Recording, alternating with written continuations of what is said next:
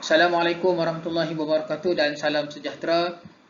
Saya Muhammad Izzuan bin Ishaq akan membentangkan tajuk untuk kursus HSM 503 Cabaran Kesatuan Sekerja di Tanah Melayu pada tahun 1945 sehingga tahun 1955. Dan topik perbincangan meliputi pertama sekali adalah tentang pengenalan, yang keduanya adalah tentang kemunculan kesatuan sekerja yang tersusun, yang ketiganya adalah cabaran kesatuan sekerja terhadap majikan dan juga kerajaan. Yang keempat adalah kesan darurat terhadap kesatuan sekerja. Yang kelima adalah kesatuan sekerja versi kolonial. Yang keenam adalah pembentukan kesatuan sekerja berpusat. Yang ketujuh, perbentukan kesatuan sekerja peringkat kebangsaan. Dan akhir sekali, yang ke-8 adalah penutup. Fasa ketika mana, saya mulakan dengan fasa ketika mana sebelum Perang Dunia yang Kedua, yakni sebelum penjajahan ataupun pendudukan Jepun di Tanah Melayu, telah terdapat beberapa kesatuan sekerja, tetapi majoritinya terdiri daripada orang-orang Cina yang bekerja di Lombong dan bekerja di peladangan. Jadi pada awal 1930-an telah muncul kesatuan sekerja yang diasaskan oleh pekerja Cina yang tidak mahir dalam sektor getah, bijih timah, perkilangan dan juga nelayan. Namun pada tahun 1937 telah berlaku satu mogok ataupun strike daripada kalangan buruh yang meminta kepada majikan mereka kenaikan upah yang melibatkan ribuan pekerja-pekerja Cina yang tidak mahir.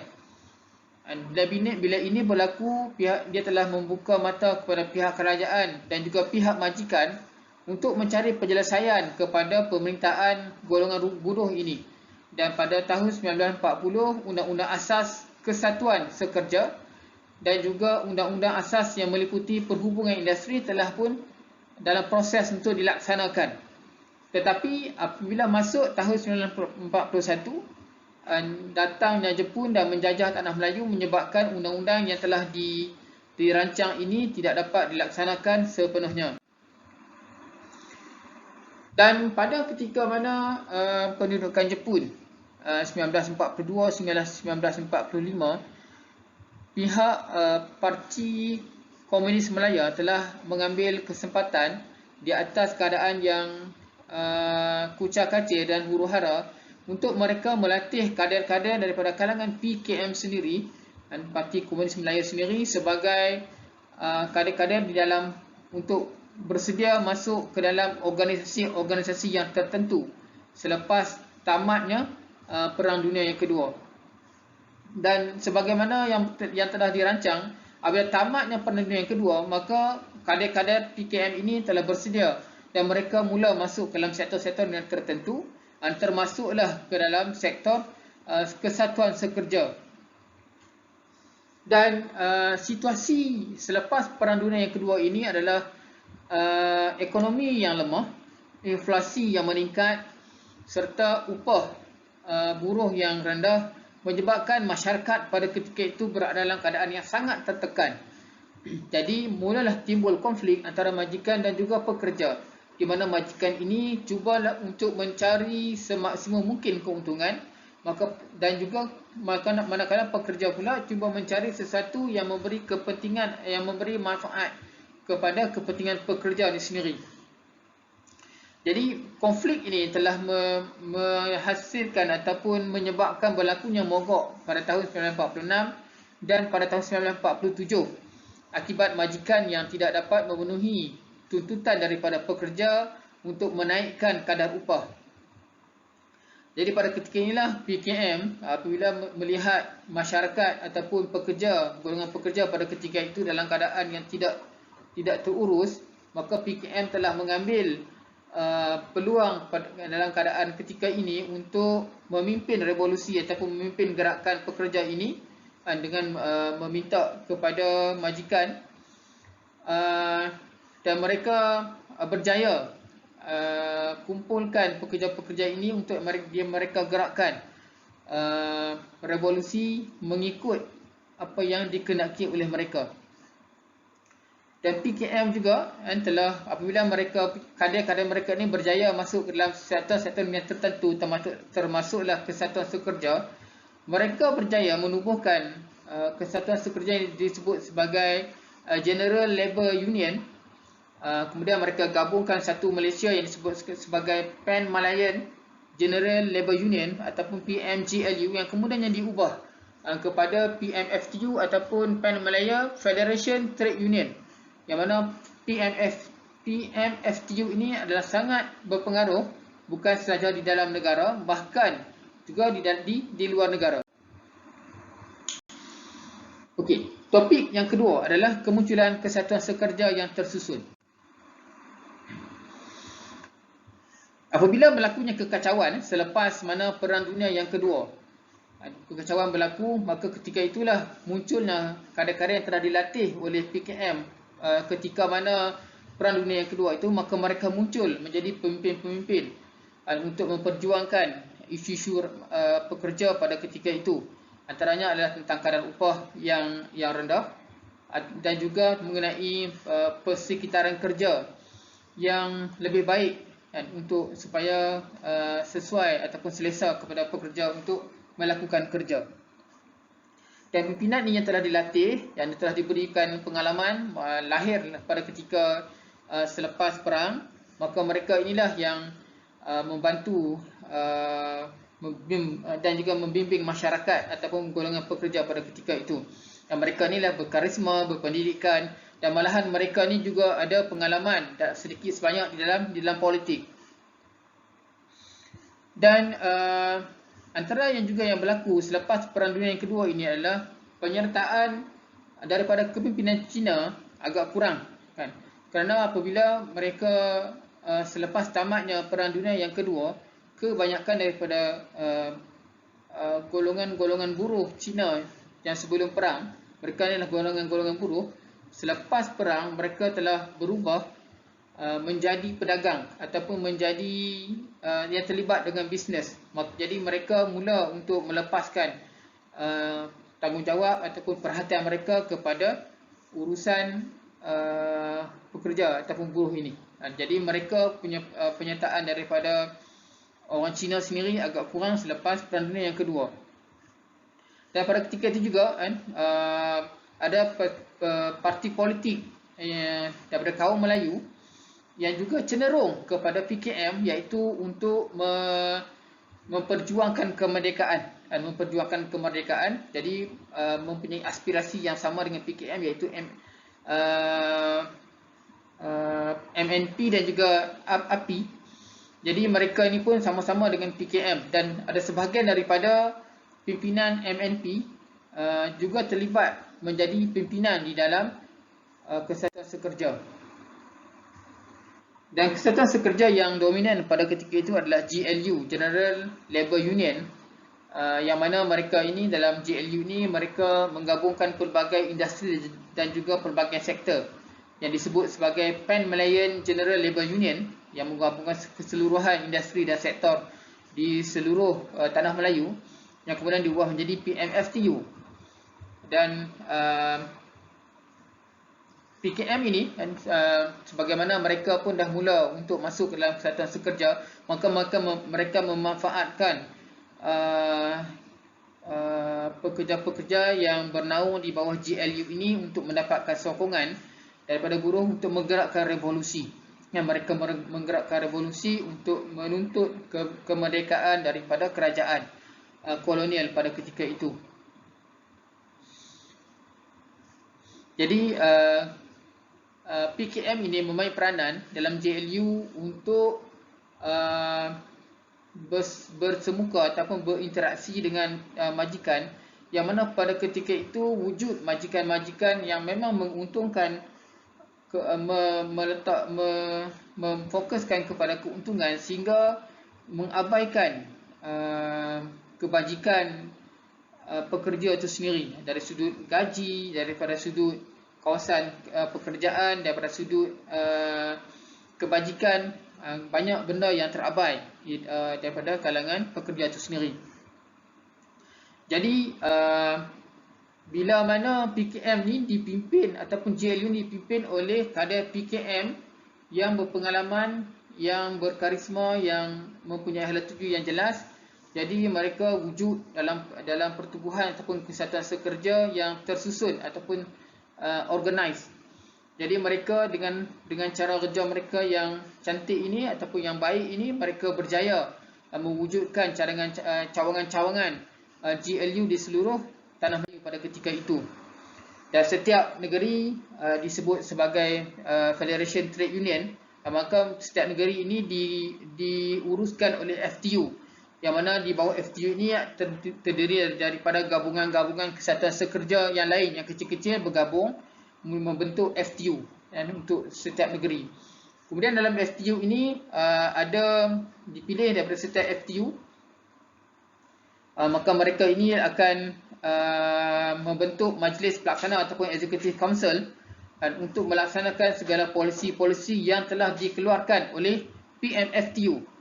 Dan FTU ini juga mempunyai, setiap negeri ini mempunyai autoriti untuk campur tangan dalam urusan kesatuan sekerja, dan juga mereka mempunyai hak, FTU ini ada hak untuk nak membuat keputusan hasil dari perbincangan antara kesatuan sekerja dan juga majikan.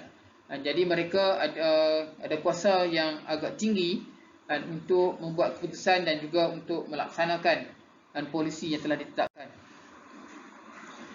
Dan kemunculan PMFTU ni sangat berpengaruh sehingga pada tahun 1946 hingga 1948 mereka berjaya mempunyai keanggotaan sehingga hampir 300,000 orang. Dalam tempoh lebih kurang 4 tahun mereka berjaya membuat kempen keahlian yang dapat mengumpulkan hingga 300 orang, satu pencapaian yang agak baik. Dan kemudian kenapa PMFTU ni dia dapat sambutan? Dan satunya adalah sebab mereka ambil berat tentang kesatuan sekerja ni hinggalah peringkat tempatan. Kalau ikut dalam negeri dia ada daerah, PMFTU ini dia ambil tahu isu-isu yang berlaku sehingga kesatuan sekerja di peringkat daerah. Jadi dalamnya prihatinnya PMFTU ini terhadap kesatuan sekerja, dan inilah yang selain itu juga mereka ada pengalaman dan mereka sediakan kemudahan-kemudahan yang tertentu. Mereka sediakan pegawai, mereka sediakan skuad untuk berpiket dengan dan adanya kemudahan ataupun perancangan yang rapi macam ni, mereka berjaya mendapat sokongan daripada kesatuan sekerja yang lain. Dan selain itu juga, kenapa mereka ni mendapat sokongan adalah mereka juga, FTU ini juga memberi bantuan. Ini kita boleh sebut tentang social responsibility. Mereka juga beri bantuan keuangan kepada sekolah-sekolah, yang mana dalam sekolah itu ada anak-anak pekerja yang belajar di situ. Dan selain itu juga mereka juga menyediakan bantuan kepada organisasi-organisasi yang baru wujud selepas perang, iaitu wanita, penjajah, penarik beca, pekerja rumah tangga, domestic worker.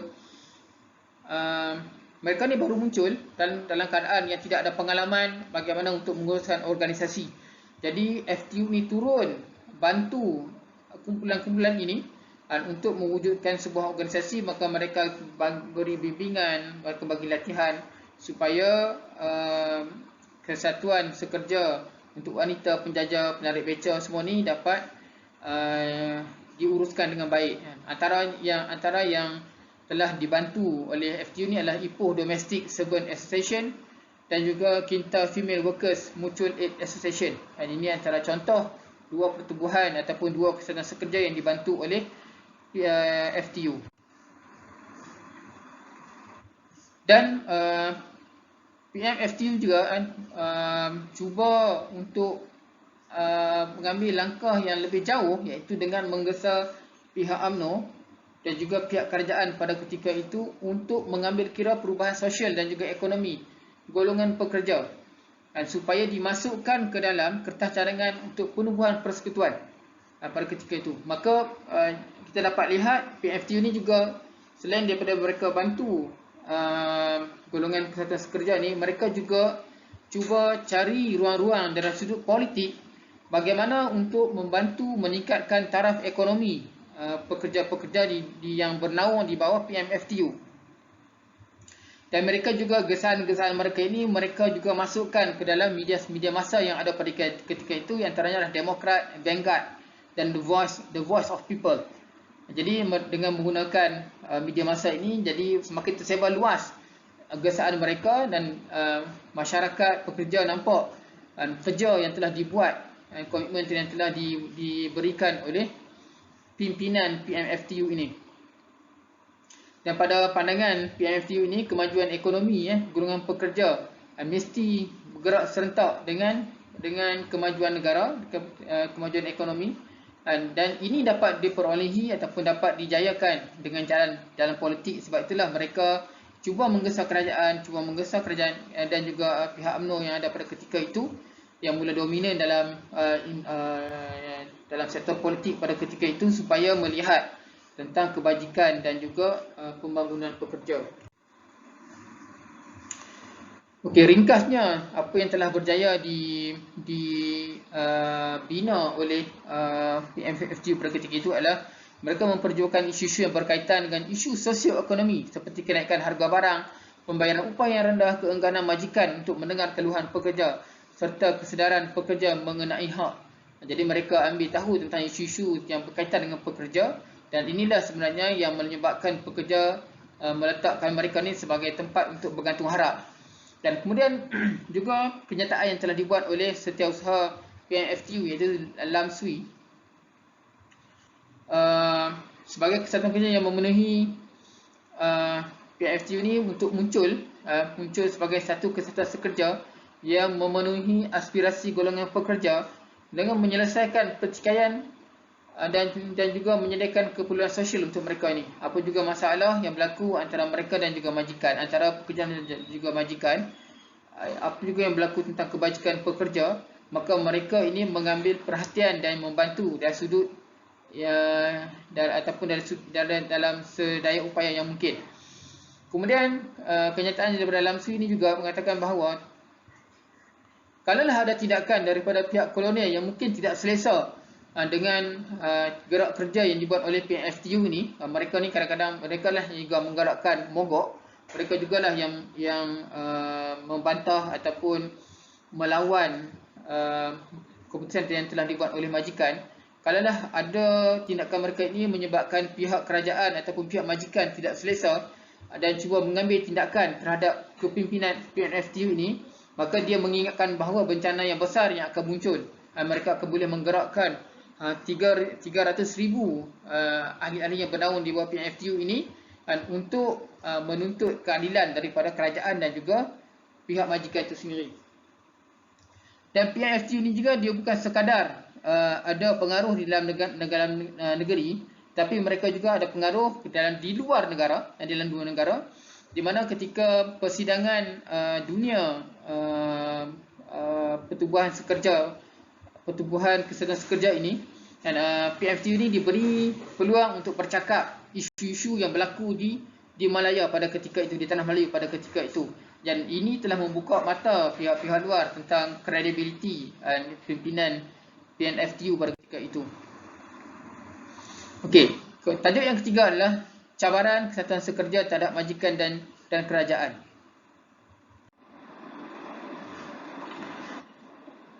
Apabila pengaruh daripada PMFTU ini semakin meningkat, maka keadaan ini telah memberikan tekanan kepada pihak majikan kerana mereka seolah-olah tidak dapat mengawal permintaan ataupun gerak kerja yang telah dipimpin oleh PMFTU ini. Jadi pihak kerajaan telah mencadangkan kepada pihak majikan kepada pihak kerajaan dua cadangan untuk dipertimbangkan oleh kerajaan untuk mengawal gerak kerja yang dipimpin oleh PMFTU ini.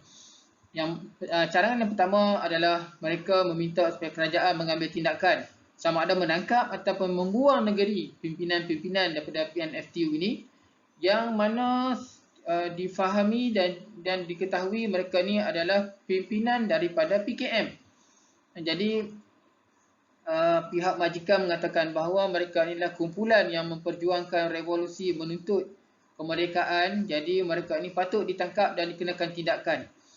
Dan kerajaan telah memaklum kembali kepada pihak majikan bahawa mereka tidak dapat berbuat yang demikian kerana pertama sekali adalah masa diperlukan untuk meyakinkan setiausaha negeri mengenai ketidaksesuaian melaksanakan kesatuan sekerja liberal, terutamanya selepas fasa peperangan.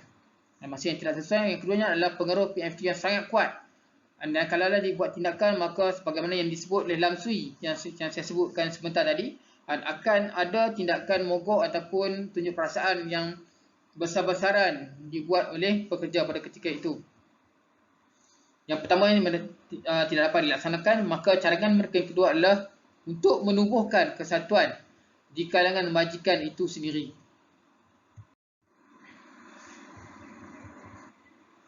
Okey, kemudian kebangkitan pergerakan buruh ni telah menjadikan perlunya ada satu platform, dan bila mana pihak pekerja ada platform mereka untuk mereka menyatakan memperjuangkan hak mereka, maka ada perlu platform di kalangan majikan untuk mempertimbangkan segala permintaan daripada golongan pekerja. Maka kesatuan yang melibatkan majikan telah ditubuhkan. Di antara awal sekali antaranya adalah Malayan Mining Employers Association, di mana mereka ini mewakili keseluruhan daripada majikan pelombong Eropah dan 15% daripada majikan ataupun pelombong daripada golongan Cina. MMEA ni singkatan daripada Malayan Mining Employers Association ni adalah mereka tidak menerima prinsip tawar-menawar, iaitu bersama dengan kesatuan sekerja yang diwakili oleh PNFTU, kerana pada pandangan mereka dan juga fakta yang ditunjukkan, PNFTU ini tidak mewakili keseluruhan tenaga buruh yang wujud pada ketika itu yang dalam industri ataupun dalam sektor pelombongan yang keseluruhannya ada 40,000.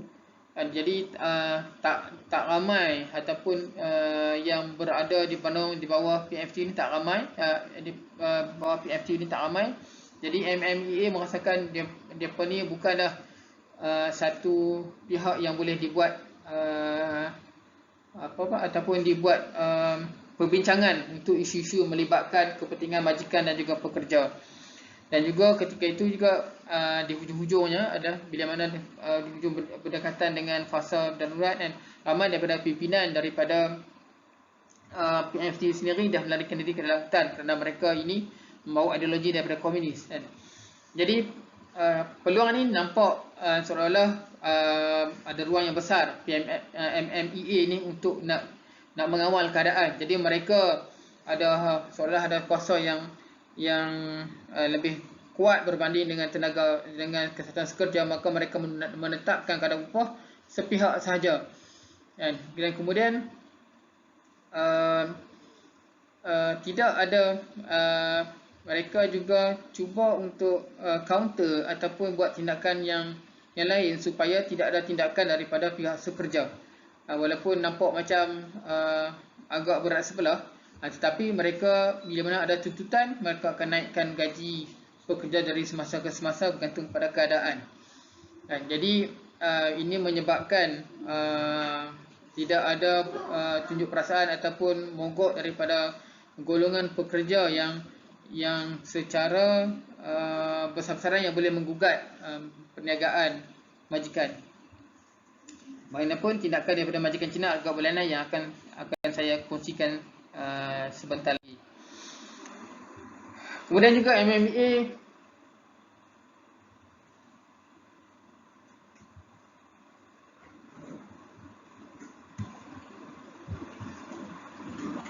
kemudian MMEA juga tidak menerima prinsip tawar-menawar antara mereka dan juga pihak pekerja, pihak kesatuan sekerja, kerana pada pandangan mereka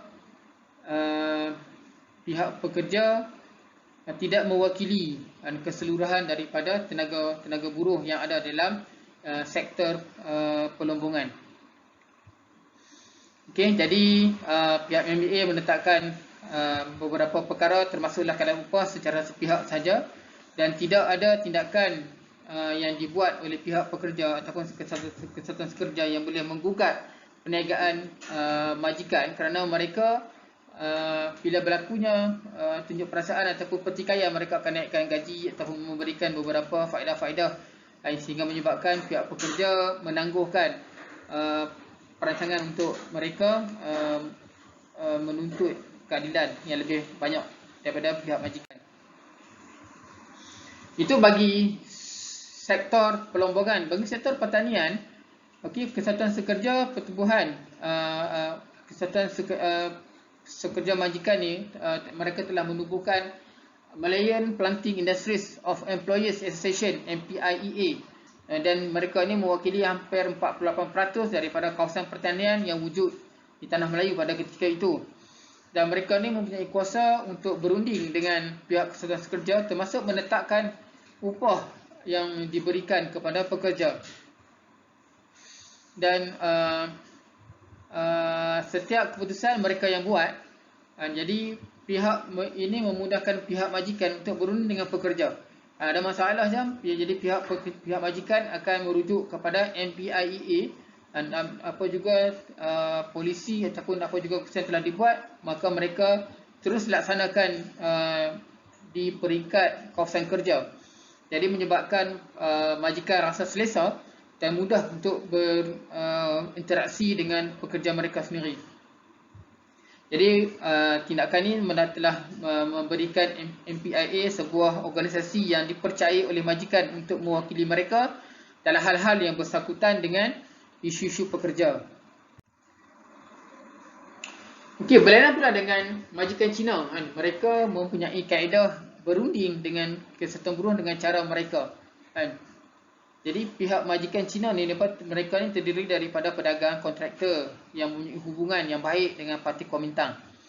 Dan mereka juga mempunyai hubungan yang baik dengan Pertubuhan Rahsia ataupun kongsi gelap. Jadi mereka berpakat dengan kongsi gelap ini supaya menggertak ataupun mengancam keselamatan mana-mana pemimpin Kesatuan Sekerja yang tidak dapat lagi dikawal oleh pihak majikan, sama ada mereka ni merosakkan premis, mengungkut, sehinggalah kadang-kadang boleh menyebabkan kemalangan jiwa, dan perkara ini telah menyebabkan pihak sekerja, Kesatuan Sekerja ni tidak berani untuk membuat tuntutan berlebihan kepada pihak majikan. Dan ada juga kemungkinan pembunuhan 3 majikan yang berlaku di Sungai Siput yang membawa kepada pengisytiharan darurat. Juga kemungkinan besar adalah berkaitan bersangkut paut dengan pihak majikan. Mereka buat provokasi sehingga tuduhan itu diberikan kepada komunis yang menyebabkan darurat diisytiharkan.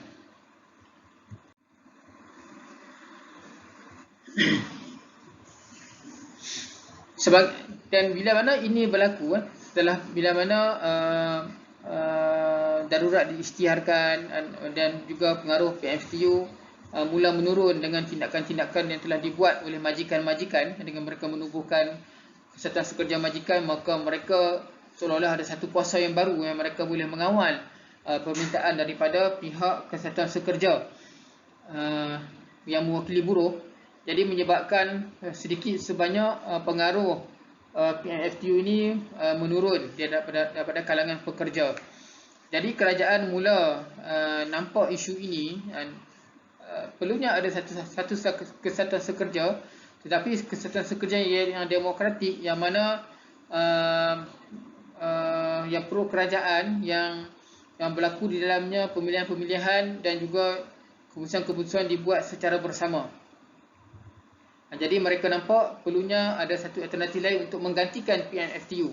Yang keduanya adalah mereka nampak PMFTU ini kebanyakannya didominasi oleh kader-kader daripada parti politik, parti komunis, Jadi mereka nampak dengan pengharaman atau pembubaran PMFTU ini, mereka boleh untuk mengawal penyusupan komunis ke dalam kesatuan.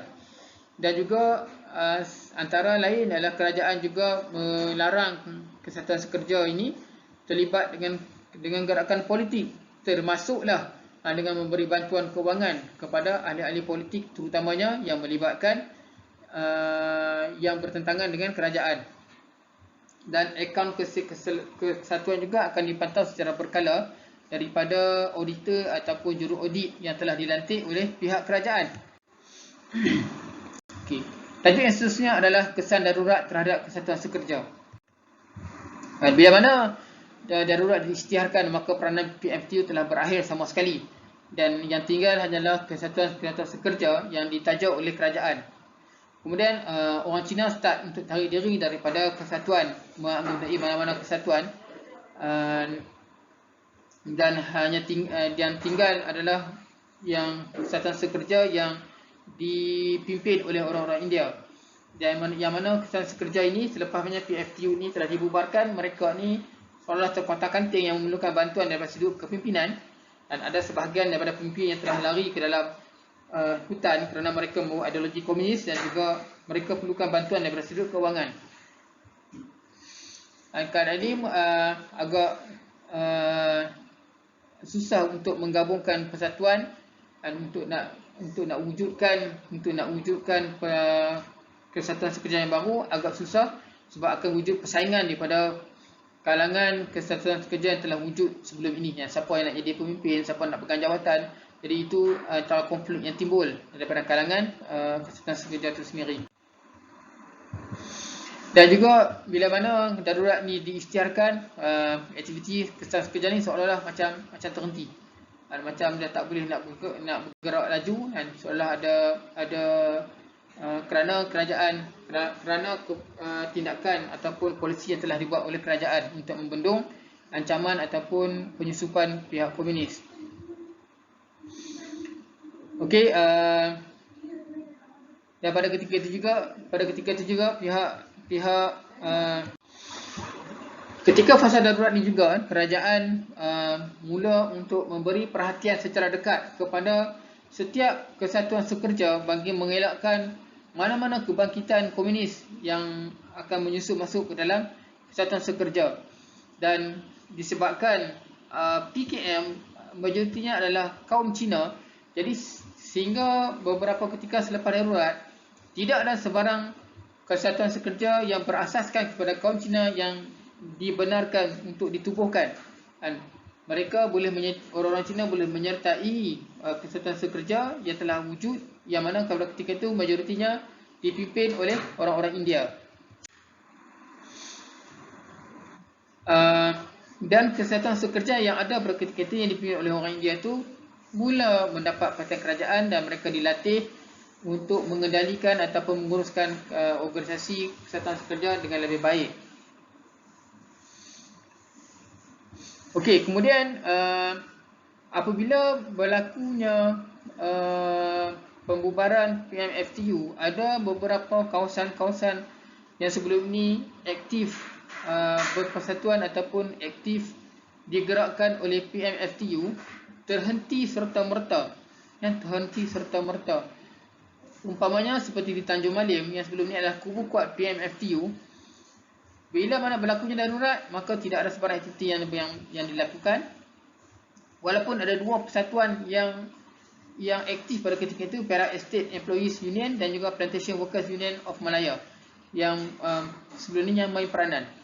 Bila mana mereka tidak bergerak aktif, maka keadaan ini telah diambil oleh komunis untuk dijadikan kubu kuat mereka di Tanjung Malim.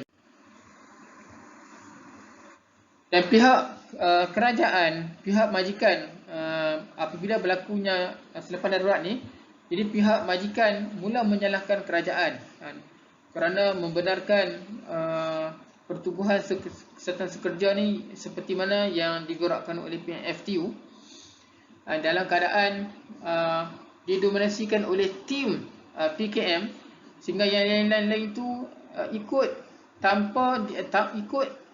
sebab kekurangan ilmu dan pengalaman. Jadi PKM ambil kesempatan. Jadi selepas darurat, yakni selepas PMFTU dibubarkan, maka tidak ada lagi pertikaian daripada mana-mana pekerja, ataupun tidak ada lagi mogok-mogok daripada mana pekerja. Ini menunjukkan bahawa sebelum ini sebarang tindakan yang dibuat oleh pekerja, mogok ataupun tunjuk perasaan, sebenarnya ada pihak lain yang mendalangi di belakang yang membakar keadaan supaya pihak pekerja ini bangun dan melawan kepada arahan yang dibuat oleh pihak majikan. Kemudian pada tahun 1950, Ordinan Pertubuhan Pendaftaran Buruh telah meminta majikan untuk mendaftarkan tenaga kerja dan juga memantau segala aktiviti pekerja. Yang ini menyebabkan kerajaan dapat tahu apa aktiviti pekerja, berapa ramai pekerja di setiap kawasan kerja. Jadi mereka boleh pantau dan mereka boleh pastikan tidak ada unsur-unsur yang mencurigakan yang boleh menyebabkan ideologi komunis untuk masuk ke dalam kesatuan. Kemudian tajuk seterusnya adalah Kesatuan Sekerja versi kolonial. Okay, selepas mana pembubaran PNFTU, maka kerajaan kolonial ini mula nampak beberapa cadangan ataupun tindakan yang perlu dibuat terhadap Kesatuan Sekerja supaya pertamanya dapat membendung ancaman komunis. Yang keduanya adalah dapat melahirkan Kesatuan Sekerja yang benar-benar berfungsi untuk memperjuangkan nasib-nasib pekerja. 3 cadangan yang telah dikemukakan oleh pihak kerajaan. Yang pertama sekali adalah dengan menubuhkan Kesatuan Sekerja yang berpusat, yang kemudiannya telah diwujudkan MTUC. Dan kemudian yang keduanya adalah pembangunan Kesatuan Sekerja dengan menetapkan prosedur seperti timbang tara, kadar upah dan konsultasi untuk ubah mindset dan juga sikap dan juga kemahiran daripada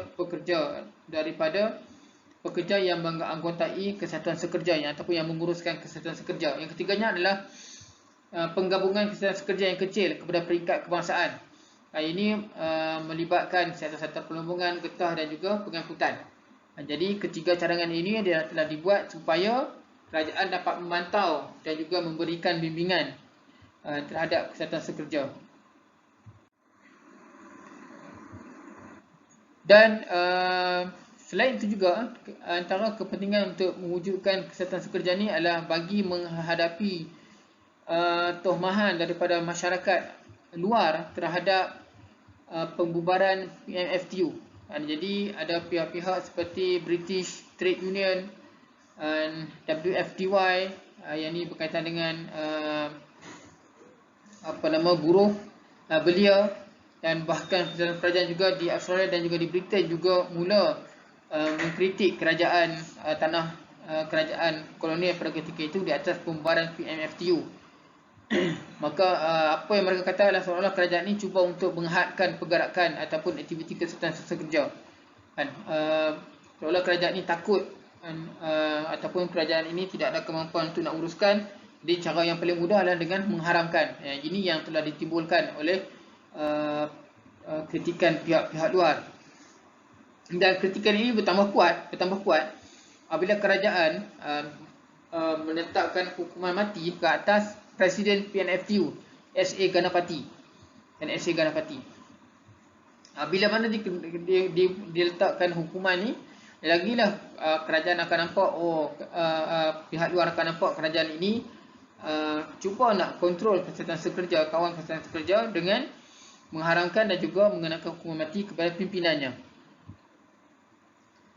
Dan mesej paling kuat adalah apabila World Federation Trade Union, inilah antara Kesatuan Sekerja peringkat dunia yang juga didalangi oleh komunis, telah mengeluarkan kenyataan yang agak keras kepada duta British supaya penyiasatan terhadap pembubaran PNFTU dan juga hukuman mati ke atas Ganapati disiasat dengan telus dan juga mendalam.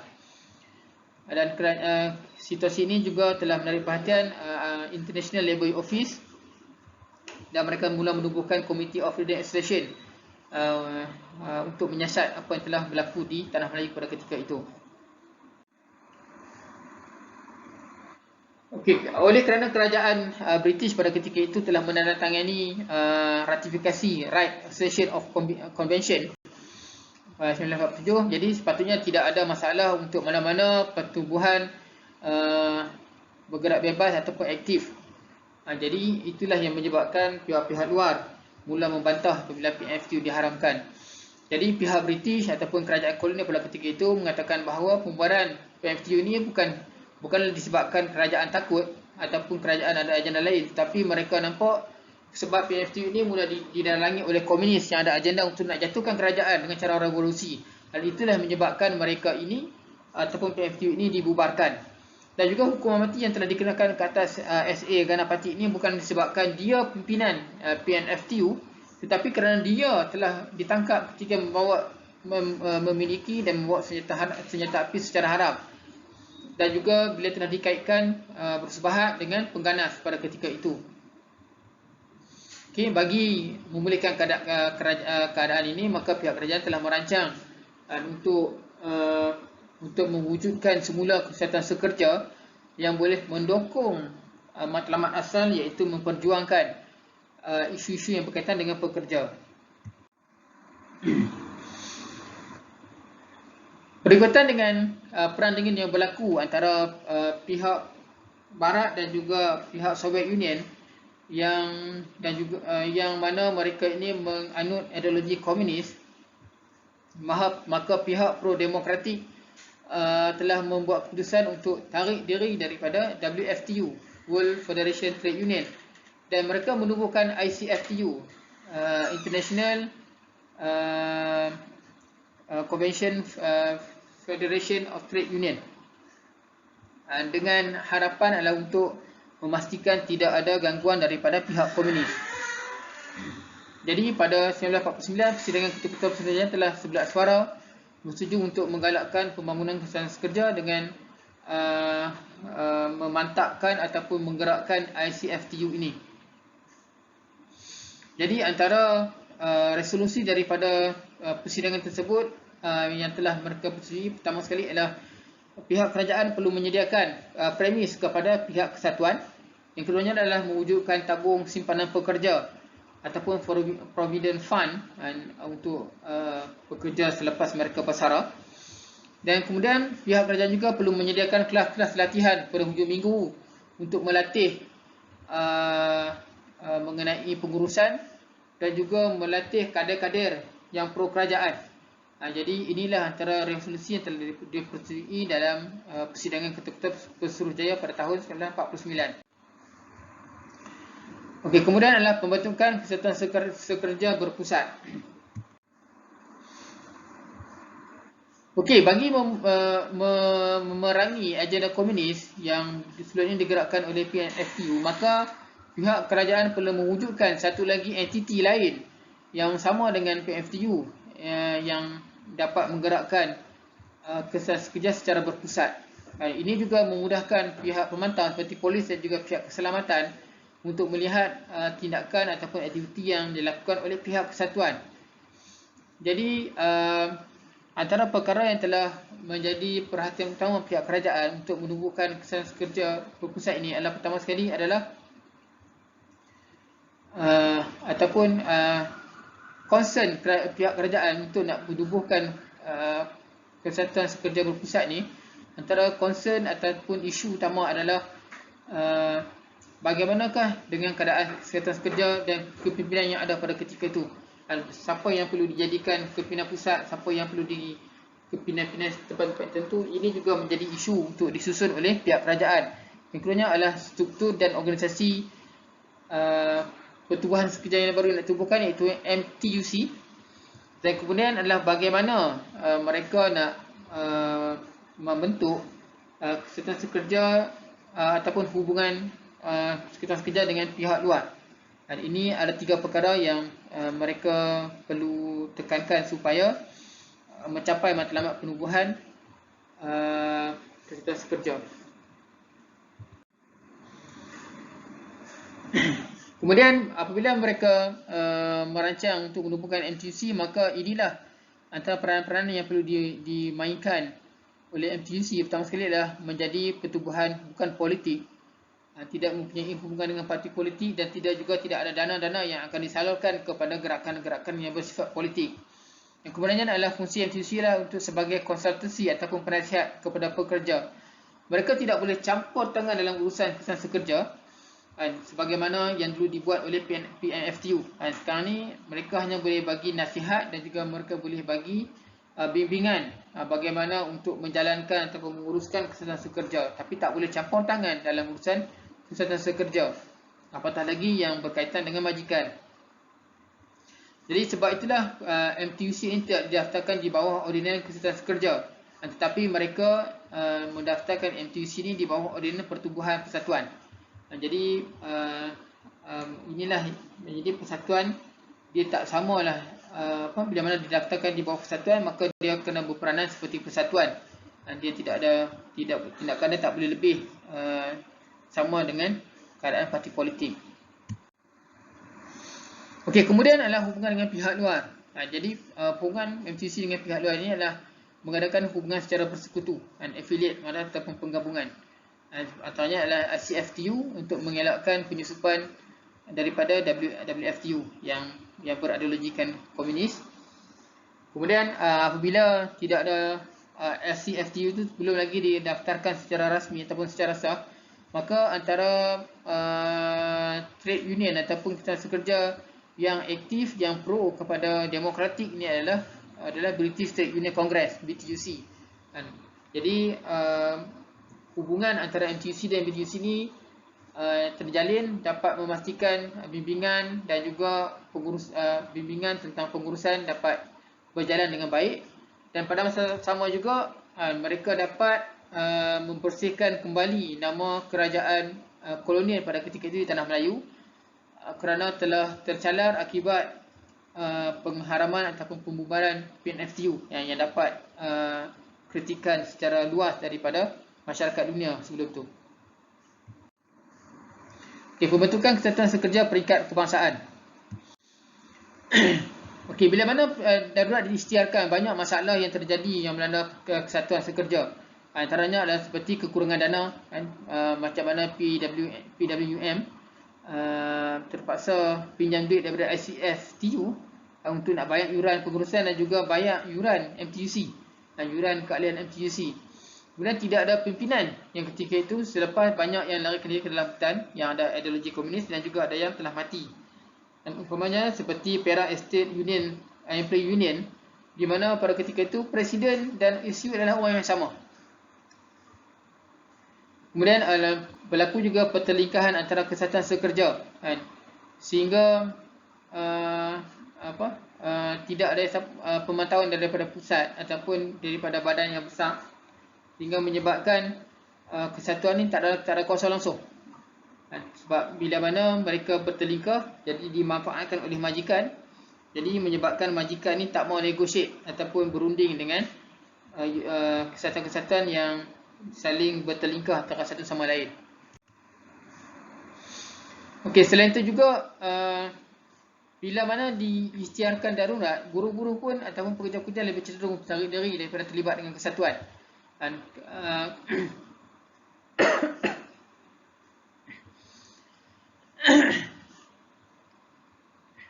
kerana mereka pun dah ada pengalaman sebelum ni, seolah-olah dia membawa pada corak perjuangan yang komunis sebelum ni, dan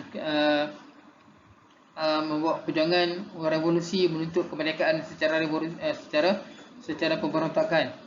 Yang keduanya adalah buruh-buruh Cina pun enggan terlibat dengan kesatuan yang ditaja oleh kerajaan kerana mereka sendiri menjadi mangsa guna daripada majikan, dan majikan dah tak pandang kesatuan ni, dan majikan tak mau negotiate, tak mau berunding, maka mereka selalu jadi mangsa majikan. Jadi tidak ada guna untuk mereka berada di dalam kesatuan yang tidak dapat memperjuangkan nasib mereka. Kemudiannya adalah kalau mereka juga terlibat dengan kesatuan yang ditaja oleh kerajaan, mereka juga akan menjadi mangsa keganasan komunis. Seolah komunis, pihak komunis ini melihat mereka ini menjadi tali barut kepada kerajaan. Inilah yang tidak disukai oleh pihak komunis, dan pihak komunis mudah untuk membuat tindakan kepada mereka ini.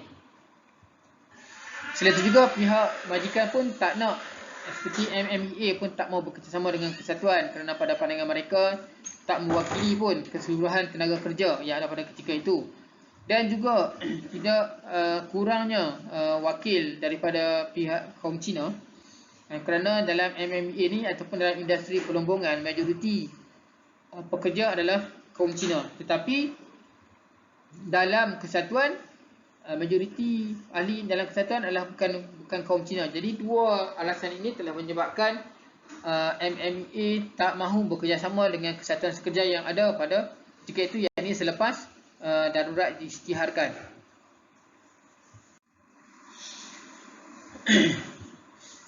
Kemudian bila mana PMFTU dibubarkan, tidak ada persatuan yang memantau ataupun persatuan besar yang memantau, menyebabkan persatuan ini mula bertelingkar antara satu sama lain. Dan antara yang berlaku adalah seperti mana di antara Alor Gajah Worker Union dan Malacca Estate Worker Union, kedua-duanya ada kepentingan di Melaka. Dua-dua ni cuba memperjuangkan nasib pekerja di Melaka dan menyebabkan masing-masing bersaing antara satu sama lain, sehingga menyebabkan pertelingkahan dan menyebabkan majikan tak nak bekerjasama dengan kedua-duanya. Dan sebabnya mereka ni tak nampak kukuhnya kesatuan mereka ni, sebab mereka saling bergaduh ataupun bertelingkar.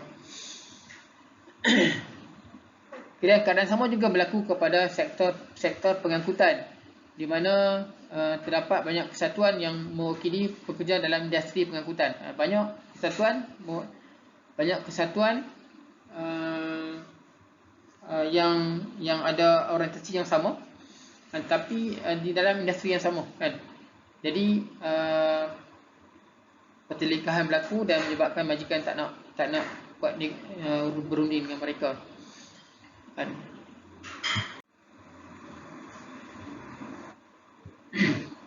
Jadi bagi memenuhi ataupun bagi mengadakan lawan yang setara ataupun rakan perbincangan yang setara dengan pihak majikan dah mewujudkan persatuan mereka. Jadi pihak kerajaan berpandangan perlu diwujudkan juga satu lagi kesatuan lain yang mewakili pekerja, supaya pekerja ini boleh berunding dengan pihak majikan, dan supaya pekerja ini boleh mewujudkan kesatuan kerja yang lebih besar, yang berpengaruh, yang boleh menyatakan pendirian mereka kepada pihak majikan. Okey. Kemudian dalam usaha untuk mewujudkan kesatuan sekerja peringkat kebangsaan ini telah dimulai dengan dalam sektor pelombongan, di mana Perak Tin Mining of Workers Union PTMW telah menyusun semula organisasi, dan pada 1953 mereka telah membentuk Malayan Mining Employees Union MMEU, supaya relevan untuk organisasi di luar negeri Perak. Jadi mereka telah melancarkan kempen keahlian, dan juga mereka menawarkan beberapa faedah yang akan diperoleh oleh pekerja kalau mereka menganggotai MMEU ini. Dan fokus MMEU ini juga kepada pelumbung Cina, yang sebelum ni Cina tak nak ambil bahagian dalam kesatuan sekerja. Pada tahun 1954 ada satu pelumbung yang join ataupun sertai, tetapi pada tahun 1957, 4 tahun kemudian, terdapat 24 pelumbung Cina yang juga menyertai, peningkatan hampir 46.9%, ataupun mewakili 46.9% daripada jumlah keahlian daripada kesatuan sekerja. Kemudian telah banyak cawangan MMEU yang telah dibuka antara di Perak dan juga di Selangor.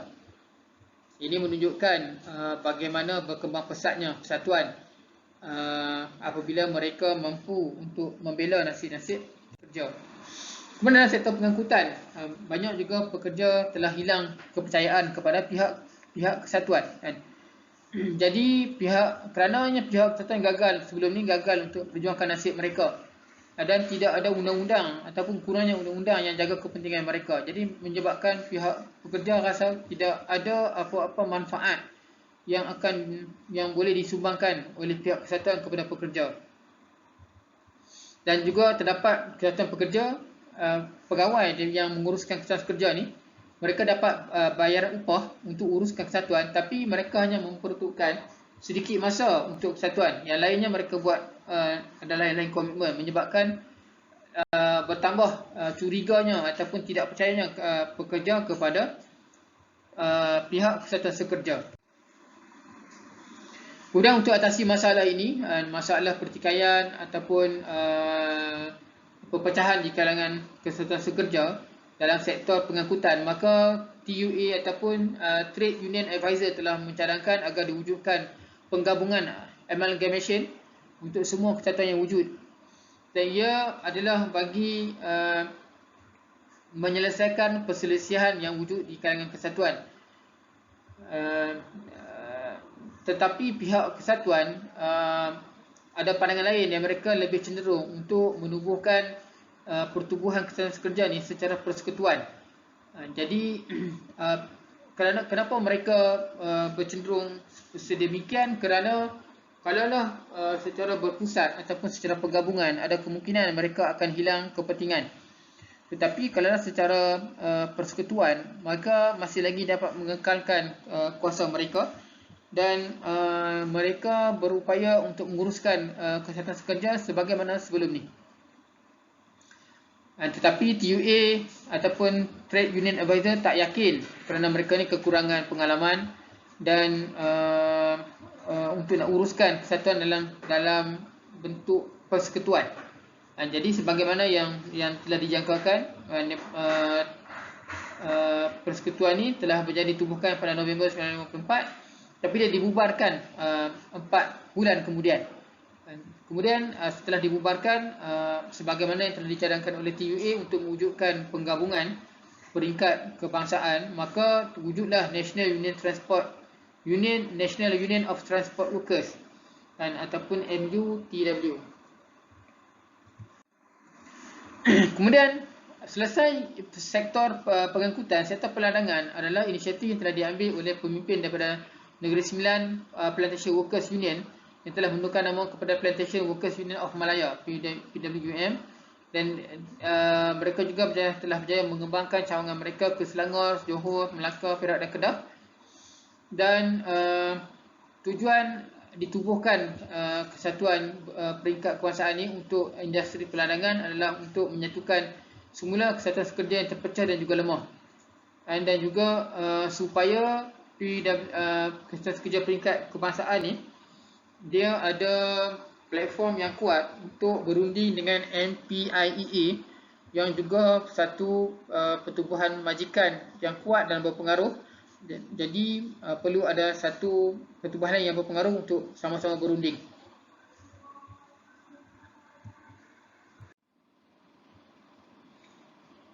Antara isu yang terjadi pada tahun 1949 di mana berlakunya penurunan harga getah yang menyebabkan pihak MPIA ataupun menyebabkan pihak majikan nak kurangkan kadar upah sebab harga getah yang turun. Jadi MPIA ni dia tak mahu untuk berunding dengan negotiation committee yang sebelum itu ditubuhkan secara sementara tidak ada pertubuhan kesatuan sekerja yang dapat mewakili keseluruhan pekerja pada ketika itu. Jadi dia tak mahu untuk berunding. Ini antara faktor-faktor yang menyebabkan perlunya ada pertubuhan kesatuan sekerja yang lain yang dapat berunding dengan pihak majikan. Kemudian antara perkara lain yang menyebabkan kesatuan sekerja ini, idea kesatuan sekerja ini ataupun penggabungan kesatuan sekerja dengan PWM tidak dipersetujui oleh yang lain-lain kerana mereka bimbang hak istimewa mereka sebelumnya akan hilang. Mereka bimbang segala keuntungan ataupun keistimewaan yang mereka dapat sebagai pimpinan dalam kesatuan pun akan hilang. Dan juga mereka bimbang maklumat tentang diri mereka akan dapat diakses ataupun diperolehi oleh buruh ataupun juga majlis penasihat daripada kalangan kerajaan. Jadi alternatif untuk mewujudkan konsep persekutuan ni adalah untuk dapat mengekalkan identiti asal dan juga keduanya dapat mengelakkan berkembangnya pengaruh PWM. Mereka tahu kalau bergabung amalgamation dengan PWM, maka PWM ni akan mendominasi. Jadi mereka tak mahu PWM ni mendominasi kesusahan sekerja di peringkat kebangsaan. Bagaimanapun pihak kerajaan dia lebih cenderung kepada penggabungan bersama PWM, kerana pihak kerajaan yakin kalaulah berlakunya secara bentuk persekutuan di mana pihak negeri ini bebas untuk menjalankan aktiviti mereka, ada ruang-ruang yang boleh dimasuki oleh agenda komunis, yang kemudiannya berlaku juga beberapa perselisihan antara PWM dan juga Johor State Plantation Union Workers yang berlaku menyebabkan pihak peserta ni tak mahu untuk diadakan penggabungan. Tetapi usaha yang dibuat oleh Presiden PWM ni Narayan ni, dia telah mempromosikan, dia telah menggiatkan berjumpa dengan pimpinan-pimpinan lain-lain pertubuhan kesihatan sekerja, maka mereka berjaya diyakini dan mereka join ataupun bergabung dengan PWM. Antaranya adalah Bangsa Trade Union, Carey Island State Worker Union dan juga Caledonia State Labour Union. Jadi bila mana mereka berjaya membentuk tim yang kuat, jadi mereka boleh pergi untuk berunding dengan MPIA mengenai isu pemotongan kadar upah kepada golongan pekerja ladang getah. Dan akhirnya bila mana penggabungan ini berjaya ataupun dapat berunding dengan MPIA, nampak seolah-olah ni berkesan kewujudan penggabungan ni. Jadi pihak lain-lain kesatuan yang sebelum ni tak nak join, mula nampak kepentingan, jadi mereka mula bergabung, termasuklah GSP UW yang sebelum ni berselisih dengan PWM. Mereka join semula penggabungan ni yang kemudian membentuk National Union of Plantation Workers, NUPW. Jadi NUPW ni lah yang berperanan untuk berunding dengan mana-mana pihak majikan isu-isu yang berkaitan dengan pekerja. Okey, secara penutupnya, perjuangan asal kesatuan sekerja adalah untuk mendapat pembelaan kepada pekerja dan juga buruh terhadap tindakan majikan yang tidak adil. Kemudian kesatuan sekerja ini pada permulaannya telah dipimpin oleh kader-kader daripada PKM yang mereka cuba ambil kesempatan dengan sambutan terhadap pekerja ni, kesatuan sekerja ni, untuk tuntut kemerdekaan secara revolusi. Mereka berjaya bagi tekanan kepada pihak majikan dengan lancarkan beberapa mogok dan juga tunjuk perasaan, hingga menyebabkan majikan ini terpaksa melayani permintaan daripada pihak pekerja. Dan kemudian pihak majikan berpakat dengan pihak kongsi gelap, dan juga pihak majikan menubuhkan kesatuan majikan, yang mana kerana ini telah memberikan tekanan kembali kepada pihak kesatuan sekerja yang mewakili pekerja. Kemudian bermula dengan pengisytiharan darurat 1948 telah menyebabkan kesatuan sekerja ni terus terubah, yang mana mereka didalangi oleh komunis. Kemudian bagi mengelakkan idea-idea ideologi komunis ini masuk ke dalam kesatuan sekerja selepas darurat, maka pihak kerajaan mula untuk menubuhkan MTUC untuk kesatuan sekerja secara berpusat, yang mana MTUC ni dia akan bekerjasama dengan kerajaan untuk membuat polisi dan juga melaksanakan polisi. Kemudian menubuhkan juga kesatuan sekerja peringkat kebangsaan. Yang ini adalah gabungan-gabungan daripada kesatuan sekerja yang ada, yang fungsinya adalah untuk menyelaras gerak kerja kesatuan di seluruh negara dengan dipantau secara dekat oleh kerajaan. Dan kemudian bila mana telah wujud dua entiti besar untuk memantau kesatuan sekerja, yang bagi menjalankan polisi, yang bagi menjaga kebajikan, yang bagi memastikan pekerja ini diberikan hak yang sepatutnya, maka Selepas itu pihak kerajaan mula memberikan latihan dan juga bimbingan kepada pihak persatuan supaya mereka boleh bergerak dengan lebih profesional dan juga lebih tersusun. Dan kemudian tindakan ini juga berjaya untuk membendung fahaman komunis dan juga secara serentak juga dapat membina nasib pekerja secara menyeluruh berbanding sebelum ini. Dan sebelum ini manfaat yang ketara dimiliki oleh pihak majikan dan bermula pada Perang Dunia Kedua sehinggalah sebelum kemerdekaan dicapai. Dan majikan dapat manfaat yang sungguh-sungguhnya terhadap kerja. Tapi dengan adanya tindakan daripada kerajaan ini menyebabkan keadilan itu dapat diperolehi oleh pekerja itu sendiri. Kemudian adalah tentang selepas fasa pendudukan Jepun 1945. Kesatuan kerja ni berjaya, yang disokong oleh PKM ni berjaya mempengaruhi kerana mereka ni prihatin. Dan walaupun mereka ni ada ideologi komunis, tetapi mereka, kalau kita tengok kepada perjalanan kesatuan kerja ni, tidak ada sebarang tindakan ataupun mogok ataupun perasaan yang berkaitan dengan politik, yang berkaitan dengan revolusi. Kebanyakan mogok ini dilakukan adalah untuk menyatakan ketidakpuashatian terhadap layanan majikan kepada pekerja dan tidak ada sebarang unsur-unsur politik. Dan ini pun antara perkara yang menjadi tanda tanya pimpinan ataupun kader-kader PKM ini mengambil kesempatan untuk mewujudkan penentangan dari sudut politik yang digerakkan untuk menggerakkan golongan-golongan pekerja.